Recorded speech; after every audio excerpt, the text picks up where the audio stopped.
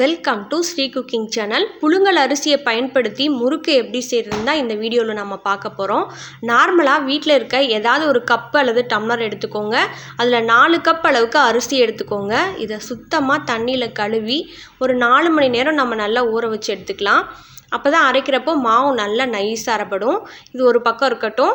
இது கூடவே ஒரு 10-15 வரமிளகாயை ஊற வச்சுருங்க. காம்பு இந்தளவுக்கு நல்லா கிள்ளி அதுக்கப்புறம் ஊற வைங்க. இது 4 மணி நேரம் ஊறட்டும்.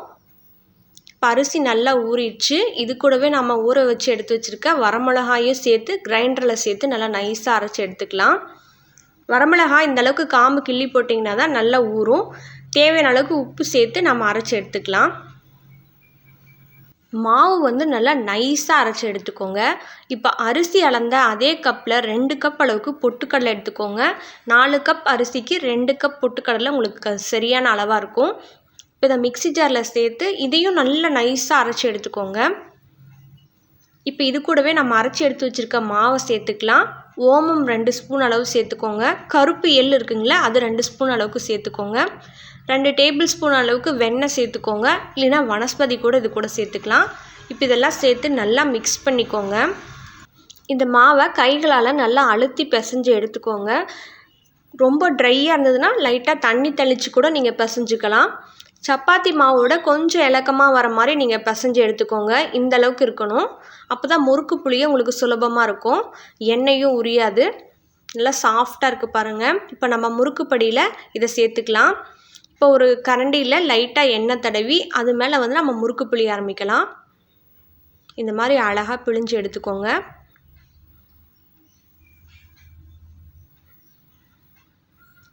நீங்கள் தட்டில் கூட இந்த மாதிரி பிழிஞ்சு எடுத்துக்கலாம்.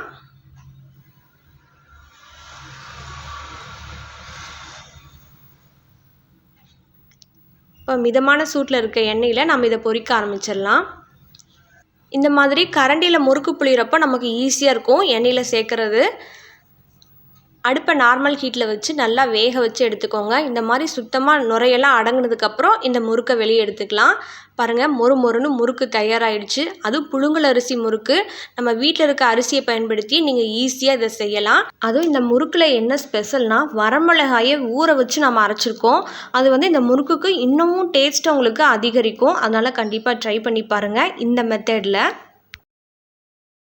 குறைவான பொருட்களை பயன்படுத்தியே இந்த முறுக்கை நீங்கள் ஈஸியாக வீட்டில் செஞ்சிடலாம். வரப்போகிற இந்த தீபாவளிக்கு கண்டிப்பாக இந்த ரெசிபியை நீங்கள் உங்கள் வீட்டில் செஞ்சு ட்ரை பண்ணி பாருங்கள். சூப்பராகவும் ரொம்ப சுவையாகவும் இருக்கும். எல்லோருக்கும் advance happy Deepavali. Thank you for வாட்சிங் மை வீடியோ ஃப்ரெண்ட்ஸ்.